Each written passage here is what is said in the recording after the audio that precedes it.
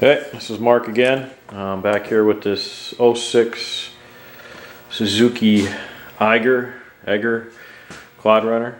I'm going to show you how to change the oil in this today. Somebody asked me if I got one of these in, if I would show them how to change the oil, which is, it's not too shabby. We got our oil and our filter ready to go. So the first thing we do is we warm up the machine, which I've already done.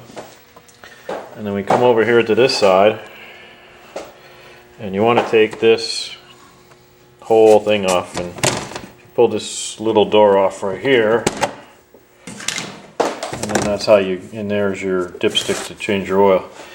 This has a bunch of little push penny connectors in it all the way around, here, here, here, and here. So they're easy to take out.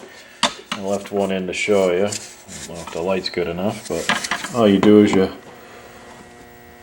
pop the center in on the pin, and that releases the thing. Then you just pull, it comes out, put it aside. You're going to put them back in, of course. And you just pull this side off. That opens up to that, and I can check the cable and see if there's anything else in here that's going to be fuel line or anything like that, or if anything's leaking.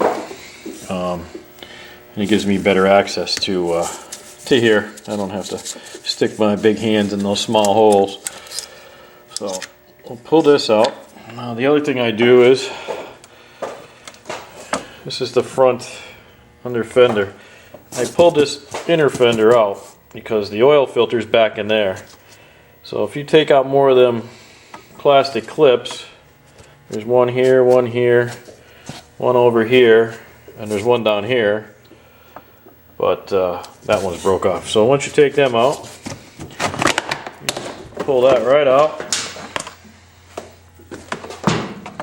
set it aside, and now there's our oil filter. Of course, they can't put it in a good spot enough not to try and make a mess, but what we'll do is we'll let it drain, then we'll come back here and let it take the oil filter off. So what you do then is you go back to the other side, and underneath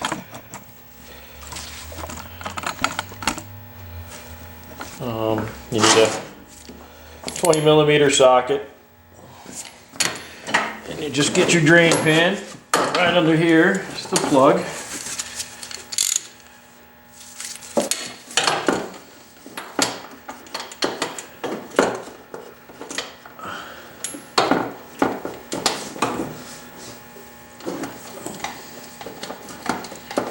Find it. There we go. So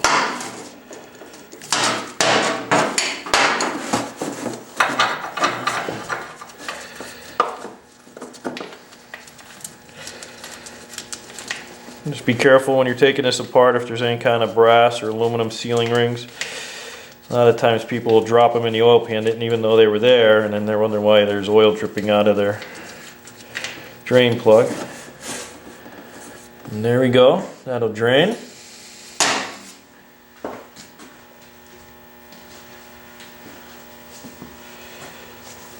So we'll let that drain for a couple minutes, and we'll get back to it. Okay, I let the motor, the crankcase drain for about a good 5 minutes. Now I'm gonna spin off the oil filter and put the new one on. What you want to do is I take fresh oil and I lube up the O-ring. So I loosen it with my wrench. I put a rag here because it's probably going to make a mess.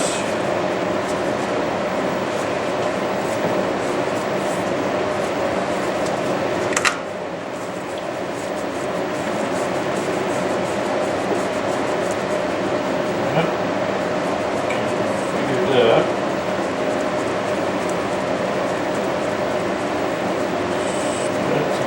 Off. Looks like the O-ring came off with that one.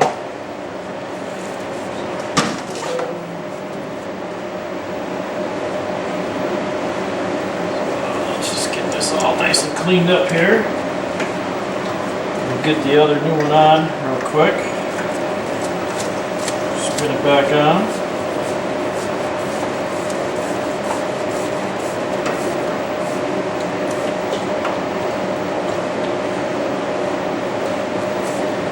I tighten it as far as I can with my hand.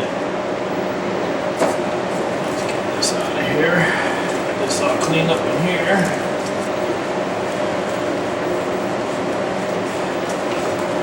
I try to clean up as best as you can because I don't know about you, but I get worried when I see oil drops underneath my four-wheeler, and a lot of times it gets stuck in this skid plates and little crevices, and I wonder, and I start checking for leaks when I really didn't have to check for leaks. Then what I'm going to do is give it just a quarter of a turn.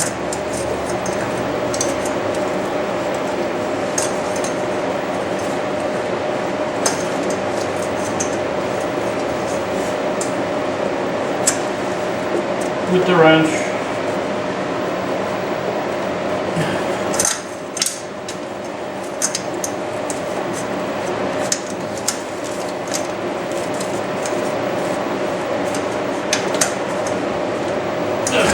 Okay.